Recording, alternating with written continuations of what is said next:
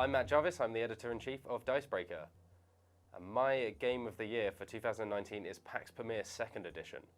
Pax Pamir 2nd Edition is the latest game from the designer of Root, Cole Worley. And actually, the original Pax Pamir was Cole's first game a number of years ago now. But almost no one played it, so don't blame yourself if you haven't played it. I've never played it. It was this kind of small, obscure, historical war game set during a time known as the Great Game.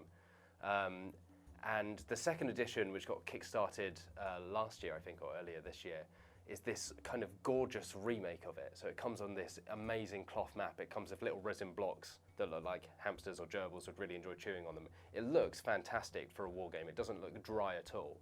And then you get into the gameplay, and the first time I played it, I didn't like it at all. I sat there and thought, what has the designer of Root done?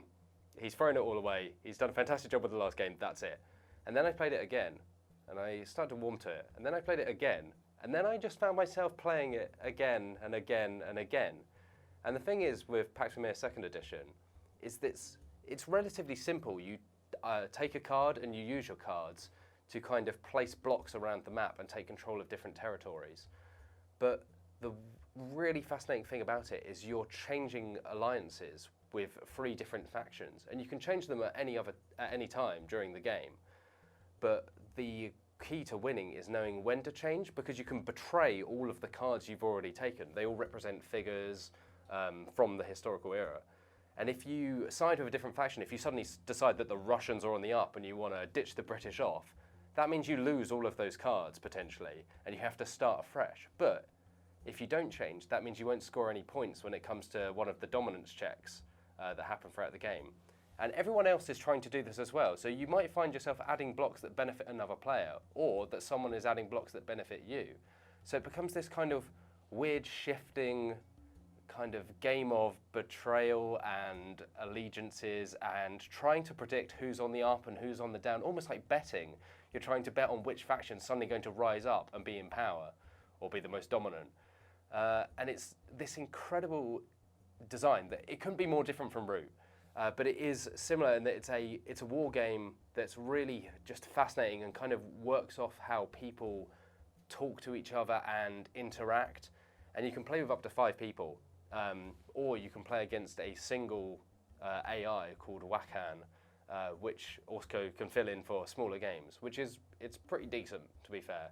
And like I said, I just found myself playing it again and again and again, thinking, oh, this time I'll work it out. And it's the way the different cards interact, because the rules themselves aren't intimidating. But I think that first play, it all came down to not knowing how to use the cards I had. And as you play more and more and more, you discover kind of when you start to get a feel for when you should change sides or when you should start to shift towards another one. And it's all wrapped up in this just gorgeous package. And I'm telling you all this, it's an amazing game. It's the best game I've played this year. It's the best game I've played in several years. I think it's better than Root, which is pretty bold to say. And I'm telling you this, and it's really hard to find, and I'm sorry for that. But if you can find it, if you have a friend that can find it, absolutely play it. You shouldn't miss it. Hello, my name is Johnny Chiodini from Dicebreaker, and my game of the year is Keyforge, specifically Keyforge's Worlds Collide, because that's the bit that came out this year, whereas Keyforge itself came out last year. Now, what is Keyforge? Well, if you don't already know, then you've not been watching the channel enough, because we've covered it a few times. This is a unique deck game by Richard Garfield, the man who invented Magic the Gathering.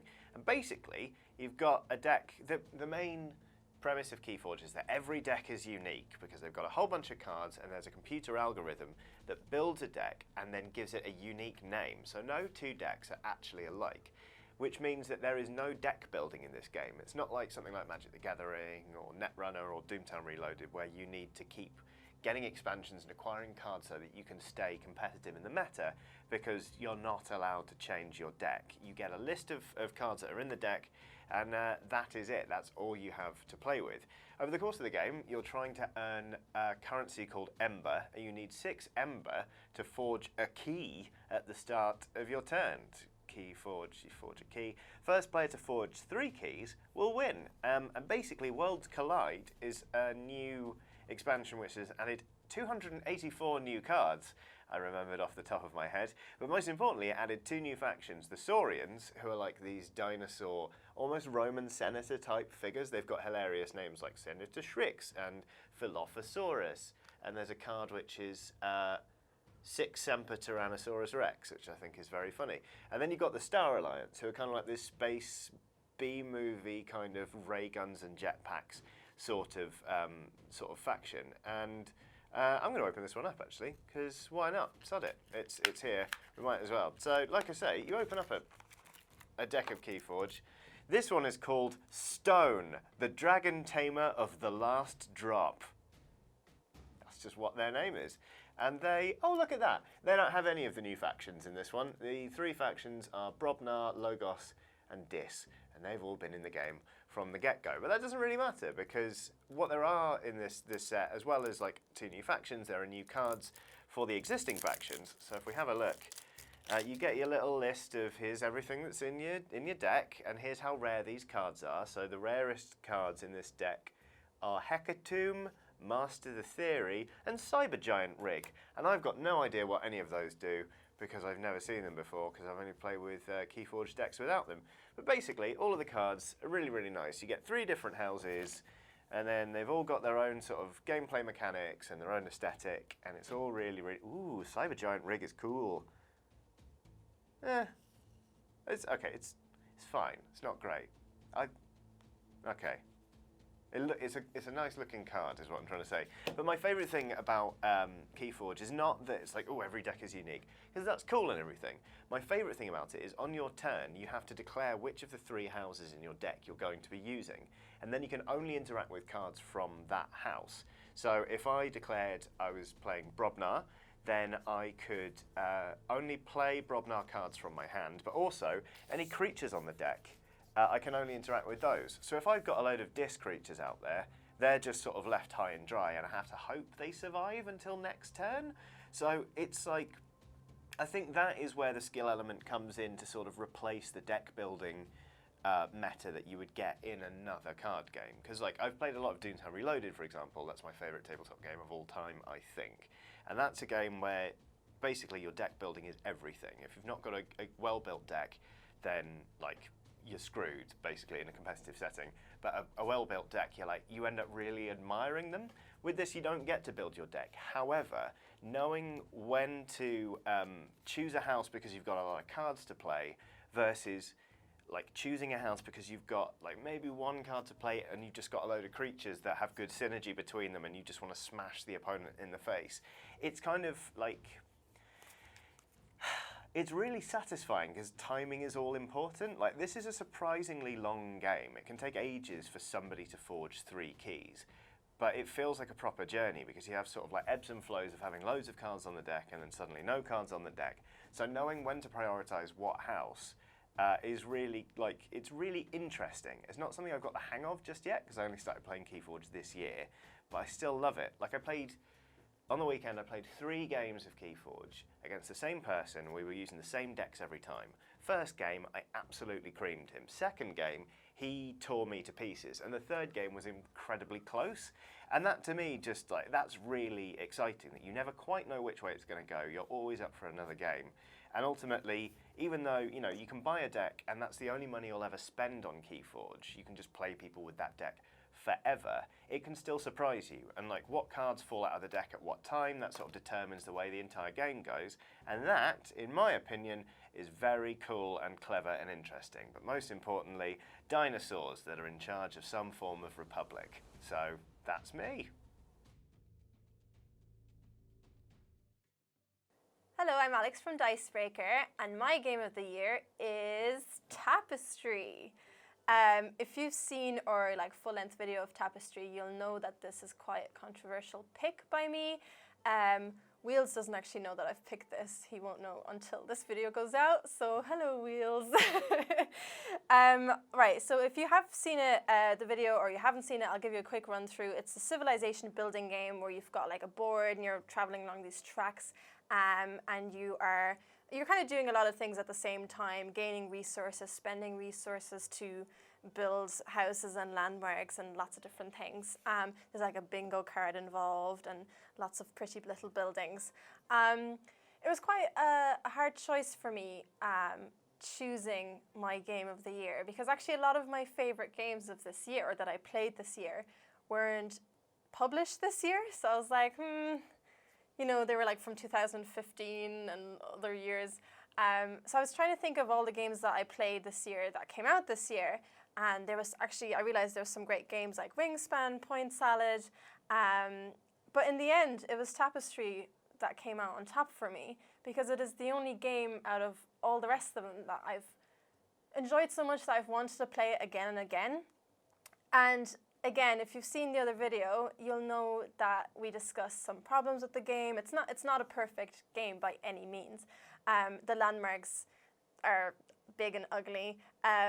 The balance in the game is not necessarily on point, but even so, I found myself wanting to play it again and again, which I think still shows that it works as a game. Because at the end of the day, if all those things were so problematic, I wouldn't want to play it again. So that's kind of my main choice for going with Tapestry. So one of my favorite things about the game, and the reason that kind of why I want to come back to it over and over again, is because there's loads of different paths to victory. So there's obviously there's all these different there's 4 different tracks on the game, and I've played it 3 or 4 times, and I've often gone with different strategies. I've never won, and I'm still trying to figure out how I can actually win, like which strategy is going to work for me, because the people who've won have also gone for different strategies each time. So it's quite interesting to see. Well, for me, it's still quite interesting to see how I'm going to get there. It's also all the different like civilization cards that you get combined with the Tapestry cards that you get throughout the game. All these different things combined are going to like come into the game and change those outcomes. And so it's just, there's always more to be discovered in the game. And that's kind of what I'm still exploring, I guess. I played one of the games I played, I was like these futurists. So I got to go quite a bit forward, a few spaces on each of the tracks, which made me miss out on some things. And it actually meant that I ended up ending the game a lot sooner than some of my other players in the game. So I ended up like kind of just sitting around at the end while people were taking their last few rounds, their last few eras. And that bit was a bit boring, but I also really enjoyed that bit where I was like, haha, I'm at the front and I can like just get all these landmarks and get lots of points, and you guys are so far behind. So that was really interesting, and there's so many civilizations left for me to try that I really want to try out. So I think it's like, it's quite a simple game really once you get into it. I remember like sitting down and being like, oh God, there's like so many symbols, there's so many bits, there's so many different like things you're doing at the same time. But actually when you're sitting down, the symbols all make sense. It all kind of ties in together. So it's really like accessible for everyone, I think. So that's why I think it's my game of the year and why you should try it if you haven't tried it yet. If you've liked this video, we've got a bunch of other videos for you to check out. They should be popping up down at the bottom right about now. As always, there's a subscribe button in the middle as well that you can press if you want to see any more videos coming up, which there will be loads more coming up soon and in the new year. And also, if you want to get notifications for when new videos come up, there is a bell button that you can hit, and then you will be notified. So that's our Games of the Year 2019. See you in the new year.